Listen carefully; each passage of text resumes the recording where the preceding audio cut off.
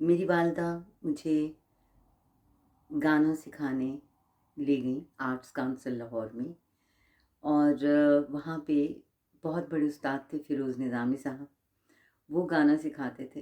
तो वो कहने लगीं कि अब तुम्हारी कॉलेज की छुट्टियां हैं, तो तुम फालतू फारिग बैठोगी, इससे अच्छा है कि तुम कुछ सीखो क्लासिकल आर्ट्स। क्योंकि वो खुद भी सीखती थी, तो उन्हें मालूम था कि जवान लोगों को किसी चीज़ में मसरूफ़ करना चाहिए।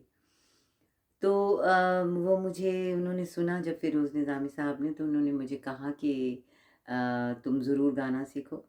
लेकिन वहीं पे मुझे किसी ने बताया कि बाबा महाराज लाहौर में आए हैं और कराची से, और कथक सिखा रहे हैं। तो क्योंकि मुझे बचपन से एक कथक से, डांस से, बल्कि मैं कहूँगी कि बहुत ज़्यादा एक मुझे अट्रैक्ट करता था। स्कूल में भी मैं हमेशा सारी एक्स्ट्रा करिकुलम एक्टिविटीज़ में मैं ज़्यादा डांस की तरफ जाती थी, गाना भी, मिलाद भी, सब कुछ। लेकिन मुझे डांस में ऐसा लगता था कि एक मेरी फुलफिलमेंट हो रही है, क्योंकि फ़िज़ीक भी इन्वॉल्व थी और टोटलिटी में मैं इन्वॉल्व थी। तो मुझे लगता था कि मैं अपने आप को भूल जाती हूँ जब मैं रक़्स कर रही होती हूँ या डांस कर रही होती हूँ। हालाँकि उस वक़्त बचपन में तो ये नहीं मालूम था कि कथक क्या है और किस चीज़ को कथक कहते हैं।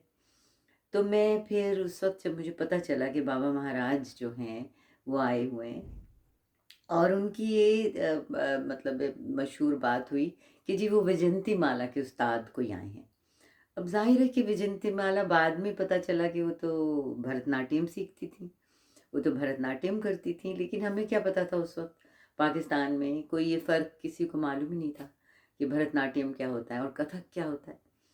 लेकिन मुझे थोड़ी-सी अपनी वालदा की वजह से थोड़ी-सी एक विज़ुअल पहचान, जो भी वहाँ कथक होता था जब मैं बच्ची थी, तो उनके साथ मैं डिफरेंट प्रोग्राम्स में जाती थी, क्योंकि she used to compere stage programmes वगैरह गाने के, और ये वो खुद भी गाती भी थी, लेकिन वो कंपेयर करती थी, तो मैं छोटी-सी उनके साथ जाया करती थी। तो उस वक़्त एमी मीन वाला, पन्ना जी, ये सारे परफ़ॉर्म करते थे। तो मुझे वो एक शक्ल थी कथक की, जो कि अब मैं ज़्यादा बयान कर सकती हूँ कि उस वक़्त वो मुझे बहुत ज़्यादा अट्रैक्ट करती थी।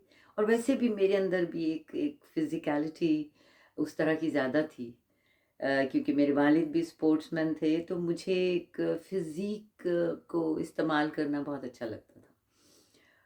तो जब मैं फिर मैं बड़ा बहुत ढूँढा उन्हें, और बाबा महाराज के साथ मैं अपनी खाला के साथ गई, और वो भी सीखना चाहती थीं। तो हमने दोनों ने वहाँ जाके और एक तरह से दाखिला लिया। वो एक घर था, और वो नोनो बीबी उनको कहते थे जिनका वो घर था। और वो यावर हयात ख़ान साहब की अ, वालदा थीं। यावर हयात बहुत नामी-गिरामी प्रोड्यूसर थे टेलीविज़न के। तो उनको तो हम जानते थे, लेकिन इनसे मैं पहली दफ़ा मिली थी। तो इन्होंने कहा कि बिल्कुल खुले आर्म्स के साथ इन्होंने कहा कि आओ सीखो बिल्कुल। तो बाबा महाराज वहीं ठहरे हुए थे, और वो उनको काफ़ी देर से जानते थे।